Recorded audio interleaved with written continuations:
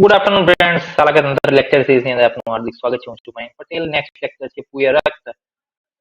પૂય રક્ત, પૂય એટલે શું? પસ કે ત્યાં શું થયું છે, પિત્તના કારણે કઈક પાક થયો છે અને ત્યારબાદ જે કઈક સ્ત્રાવ પામ્યો એને પૂય કહેવાય, કે જેમાંથી બેડ સ્મેલ આવે છે.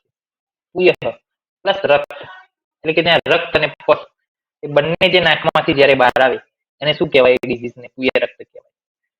સુશ્રુતે શું કીધું? દોષ વિદગ્ધે અથવા આપી, એટલે કે દોષ દૂષિત થાય અથવા જંતો લલાટ દેશે અભિહત્ય તેસ્તુ, વિવિધ પ્રકારના ઈજા થવાથી. ક્યાં આગળ? તો કે કપાળમાં જો ઈજા થાય અથવા તો કપાળ પ્રદેશની અંદર કોઈ પણ પ્રકારનું વાગે અથવા ઈજા થાય તો એના કારણે, અથવા તો દોષો દૂષિત થાય એના કારણે નાકમાંથી પસ પ્લસ બ્લડ જે સ્ત્રાવ પામે છે એ ડિઝીઝ ને શું કીધો?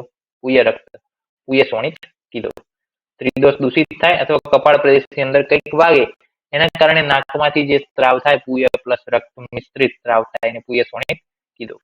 ચિકિત્સાની અંદર જોઈએ તો નાડી વ્રણવત ચિકિત્સા કરવાની છે, વમન કરવાનું છે, અવપીડન નશ્યનો ઉપયોગ કરવાનો છે, અને ઇન રિસેન્ટ ઓરિજિન ઓફ પૂય રક્ત હોય એટલે કે હજુ હાલ જ ઉત્પન્ન થયું હોય એવું હોય તો રક્ત પીનસ્વત ચિકિત્સા કરવાની છે, અને જો ક્રોનિક સ્ટેજ હોય તો નાડી વ્રણવત ચિકિત્સા કરવાની રહેશે. તો પૂય રક્તનો એક સિમ્પલ કોન્સેપ્ટ છે કે દોષ વિદગ્ધ થાય અથવા તો ક્યાંક ઈજા થાય કપાળ પ્રદેશની અંદર તો એના કારણે શું થાય? બ્લડ પ્લસ પસ જે છે નીકળશે, એ જે છે પૂય રક્ત છે.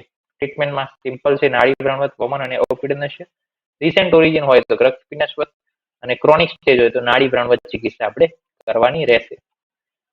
તો થેન્ક યુ સો મચ દોસ્તો. જય હિન્દ, જય આયુર્વેદ, જય ધર્મ.